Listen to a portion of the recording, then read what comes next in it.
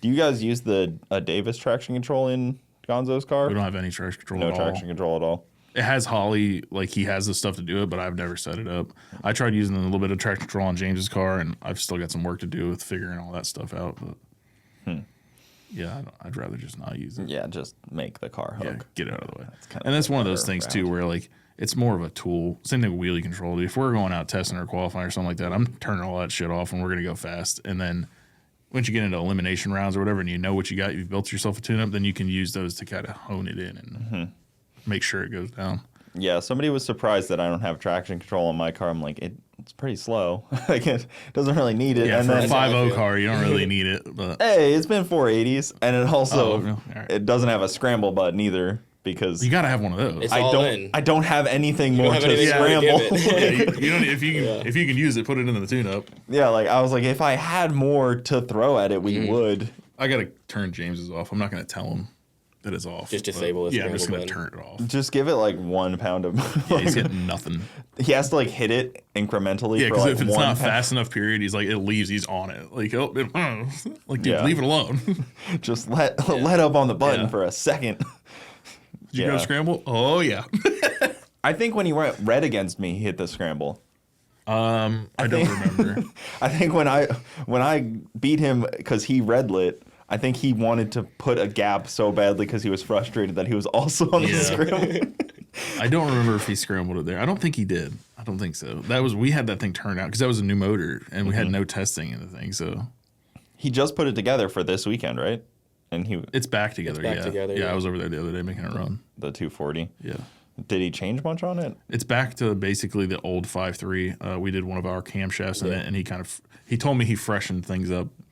We'll see. We don't know what that means. Yeah, I was like, what does that mean? Like, yeah, it's all it was fresh. Definitely not. The last motor shop. had went together. Yeah, all right. The last motor had went together with no machining and. Yeah.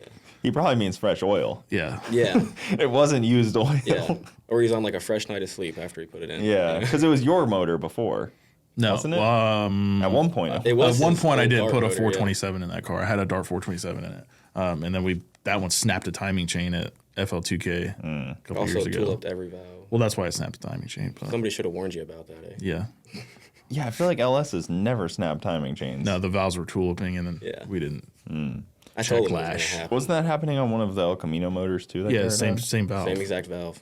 Just I knew that was gonna happen too. We knew, and I was pushing it, and I knew I was pushing it, but yeah, tough break. Yeah, that thing for what we were doing with it was pretty fast, but it was too much power for that car. Every time I'd turn it up a little bit, the thing would get unhappy. Oh my gosh. And start driving all over the place.